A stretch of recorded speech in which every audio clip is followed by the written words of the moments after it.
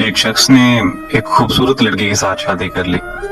وہ اس سے بہت محبت کرتا تھا، مگر ایک دن اس لڑکی کو جلد کی بیماری لگ گئی جس سے اس کی خوبصورتی روز بروز گھٹتی جا رہی تھی.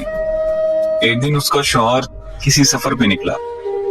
واپس آتے ہوئے اسے ایک حادثہ پیش آ گیا اور اس کی دونوں آنکھیں چلی گئیں.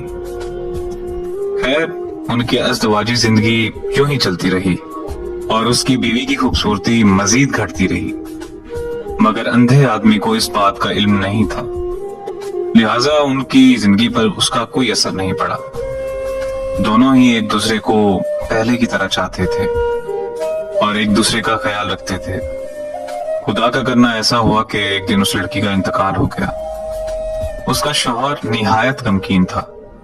اس نے اپنا سب کچھ فروخت کر ڈالا اور اس شہر کو چھوڑ کر کسی دوسرے شہر جانے لگا. تو جاتے ہوئے پیچھے سے کسی شخص نے آواز دی اور کہنے لگا کہ اکیلے کیسے جاؤ گے؟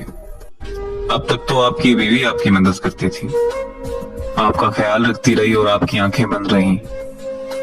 اندھے آدمی نے جواباً کہا کہ میں اندھا نہیں تھا، مگر میں اسے ایسا دکھا رہا تھا جیسے کہ میں اندھا ہوں، کیونکہ اگر اسے پتا ہوتا کہ میں اس کی بدصورتی دیکھ سکتا ہوں تو یہ احساس اسے اس کی بیماری سے زیادہ تکلیف دیتا. اسی لیے میں نے اندھا رہنا ہی مناسب سمجھا. وہ بہت اچھی بیوی تھی، میں بس اسے خوش رکھنا چاہتا تھا.